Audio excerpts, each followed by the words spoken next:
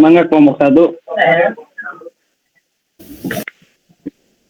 Baik, saya akan menjawab dari pertanyaan kelompok 7. Sebuah perusahaan memiliki daya hutang sebelum pajak sebesar 10% dan tingkat pajak yang berlaku saat ini adalah 15%. Hitunglah biaya hutang setelah pajak. Untuk menghitung biaya hutang setelah pajak, kita dapat menggunakan rumus. Pertama itu biaya hitung setelah pajak sama dengan biaya hitung sebelum pajak dikalikan 1 kurangi tarif pajak tersebut. Dalam kasus tersebut, biaya hutang sebelum pajak yaitu 10% dan tarif pajak yaitu 15%. Maka, biaya hutang setelah pajak dihitung yaitu biaya hutang setelah pajak sama dengan 10% dikali 1 dikurangi 15%. Daya hutang setelah pajak sama dengan 10% dikali 0,85. Jadi biaya hutang setelah pajak 8,5%. Jadi biaya hutang setelah pajak adalah 8,5%. Kenapa?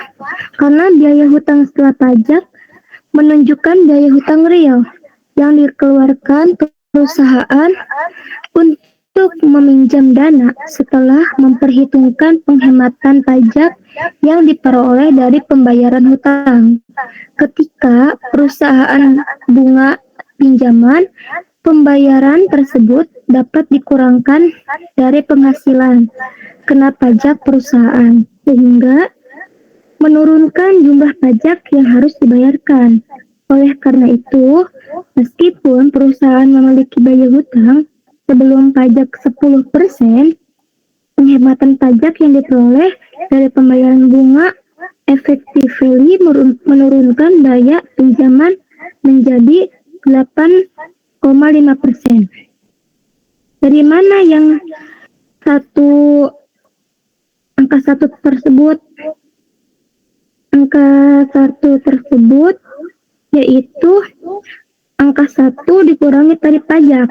Dalam rumus biaya hutang setelah pajak berasal dari konsep penghematan pajak yang diperoleh perusahaan ketika membayar hutang pinjaman.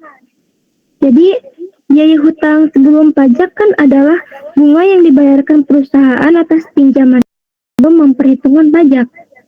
Terus tarif pajak adalah persentase dari penghasilan kena pajak yang harus dibayarkan perusahaan kepada pemerintah. Contohnya ya, biaya hutang sebelum pajak 10%, tarif pajak 15%. Nah, bunganya itu 100, maka penghematan pajak yang diperoleh perusahaan yaitu 100 kali 2%. Jadi,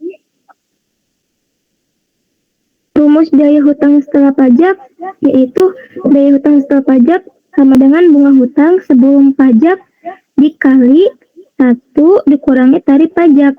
Jadi angka 1 tarif pajak dalam rumus tersebut menunjukkan pengaruh penghematan pajak terhadap biaya hutang. Semakin tinggi tarif pajak, semakin besar pula penghematan pajak yang diperoleh perusahaan dan semakin rendah biaya hutang setelah pajak. Kesimpulannya, angka 1 dari tarif pajak dikurangi tarif pajak maksudnya dalam rumus biaya hutang sebelum pajak berasal dari konsep penghematan pajak yang diperoleh perusahaan ketika membayar bunga pinjaman. Jadi, penghematan pajak ini disebut effectively yang menurunkan biaya pinjaman, dan angka 1 dikurangi tarif pajak itu menunjukkan besarnya penurunan biaya tersebut. Terima kasih penjelasan dari kelompok 1 mengenai soal nomor 1.